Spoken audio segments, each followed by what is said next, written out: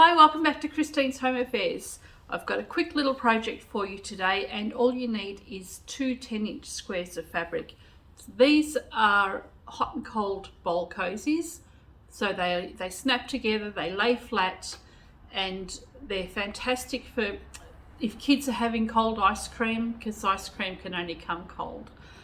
So if kids have got bowls of cold ice cream and it's too cold for their hands to handle, pop a bowl cozy underneath. And likewise, if you've got a hot soup or stew, they're fantastic for protecting your hands whilst you're eating your hot and cold food.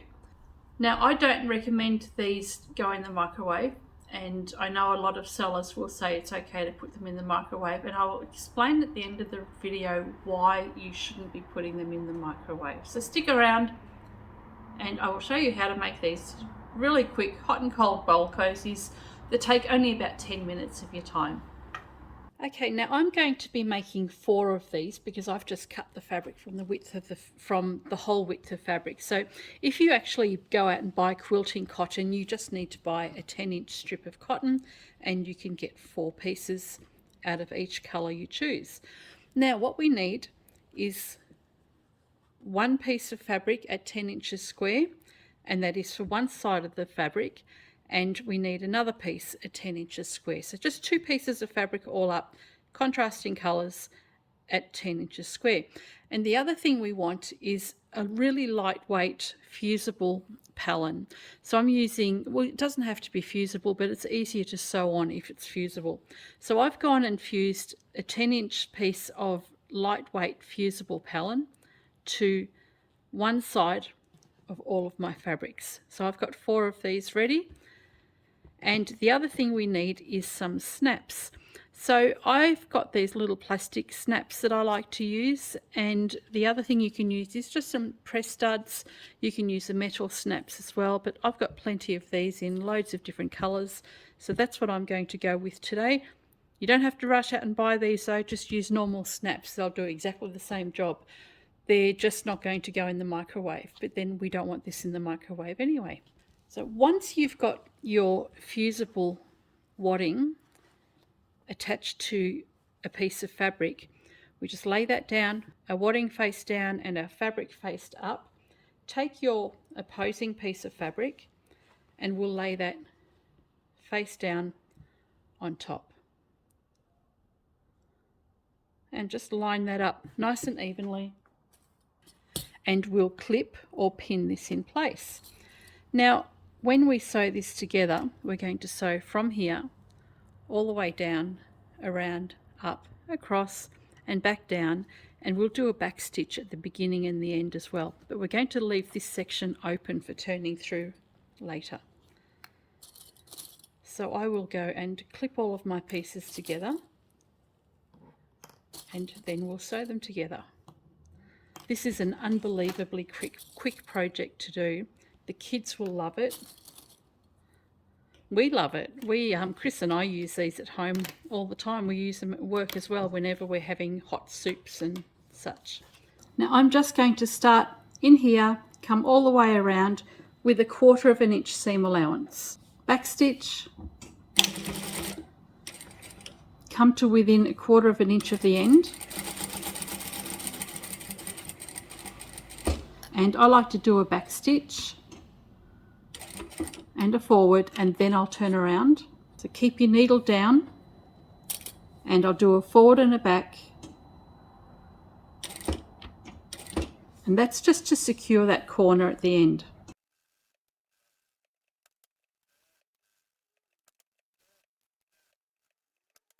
When we get to about 3 inches from the end, back stitch and finish off. And this is now ready for the corners to be clipped and turned through. Once you've stitched this all the way around, we need to clip the corners. And clipping the corners will help us turn this through and give us a really nice point on the outside corners. Find your opening and we can turn this through.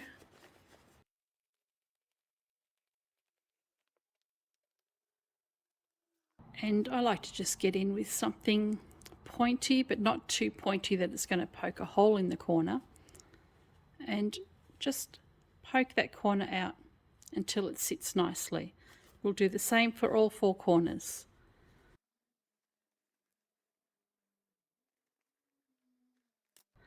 Once we've got the corners out nicely, what we need to do is take this to the iron and just press this so that you've got your yellow on the front and your pink on the back, and you don't want to have your fabric pushed over so that you actually see the other side of your fabric. You want to try and even that up nicely so that you can go and top stitch that and then not see the other fabric on the other side. So I'll take these and press them now. Once this has been pressed, we're going to do a decorative top stitch all the way around, which will also close off this little opening that we have left here. So let's take this to the machine and we will do a narrow top stitch all the way around, and I'm going to do probably about 1/8 of an inch all the way. You'll have to excuse the rain on the roof now. I've got a tin roof and we hear absolutely everything with it. Before you do your top stitching, just check that you've got the right threads in your bobbin and at the top. And we will do a 1/8 inch top stitch all the way around.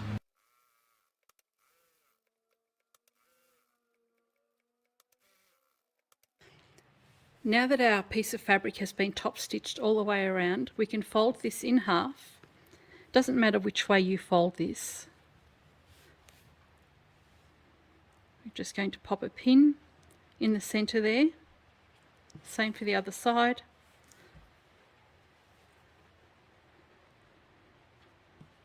Open it out and fold it in half again.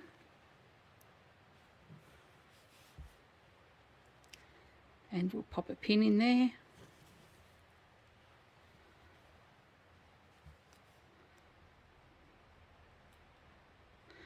And then we can make some marks for the position of our press studs. To measure the position of your snaps or press studs, that will be approximately here. We've got the center point of our fabric and we need to measure 3/4 of an inch from the needle out on both sides and 1/2 an inch from the edge. So we've got 1/2 inch from the edge, and then we've got 3/4 of an inch from the needle out, and that's going to be the position of our snap or our snap fasteners or our press studs, whichever it is you prefer to use. Now if you're using these little plastic snaps, what we need to do here is put a hole in the fabric so that we can put our snaps through. We don't need the pins anymore. Just take an awl and poke a hole through all the layers.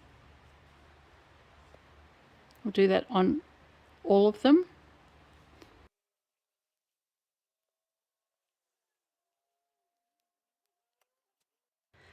When you're inserting these little snaps, we want to take the cap and put the cap on one side of the fabric and poke that through. And we want the cap on the other side of the fabric as well to be poked through, but we want to have opposing bases. So on one side I'm going to have which it would probably be called the female. It's got the hole that goes in, and this one would be the male, and it has a little hole or the tube that comes out, and they will then snap together. Okay, so you have your flat piece on the other side, and we have our male and female pieces on this side here. So you need to have a male and female on this side, otherwise you won't be able to snap them together. So grab one of those, place the other one on top, and you can see how that's going to look. Oops. And when we snap those together, that'll hold the bowl cozy in place. So we'll take our little tool, just press that together, and same for the other one. And our snaps are in place.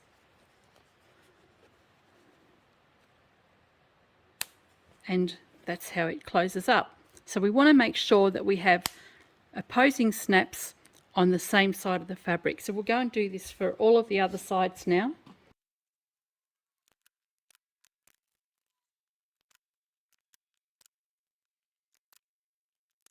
There we go, the snaps are all finished, and all we do here is just press them together and it's perfect for our bowls. So there we go, that was a really nice quick project, and each one of these, look, I do batch sewing, so I do quite a lot of them all at once, and I've got these down to about 10 minutes per bowl cozy. So by the time you get everything cut and sewn and the snaps done, it's only about 10 minutes. So they're very, very handy. The bowls sit in there beautifully, and when you've finished with the bag later, they store nice and flat, so it's just a matter of popping the clips open and then you can pack them away nice and flat. I mentioned at the beginning of the video that although they can go in the microwave, it's not a good idea to put them in the microwave. There's a couple of reasons.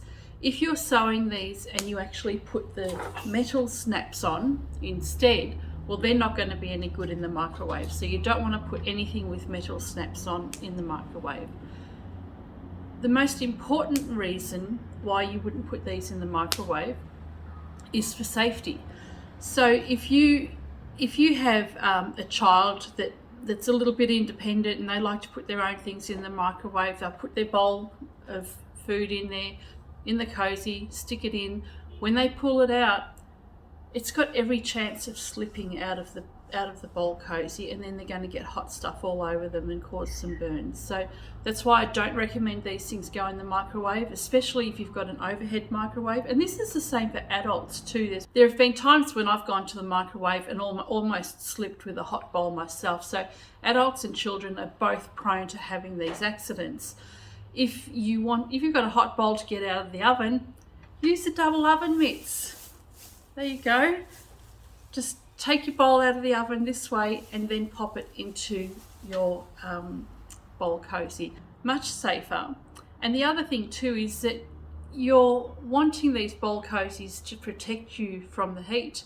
If you go and stick a bowl with a cozy in the microwave, you're heating everything up, so it kind of defeats the purpose. So there you go.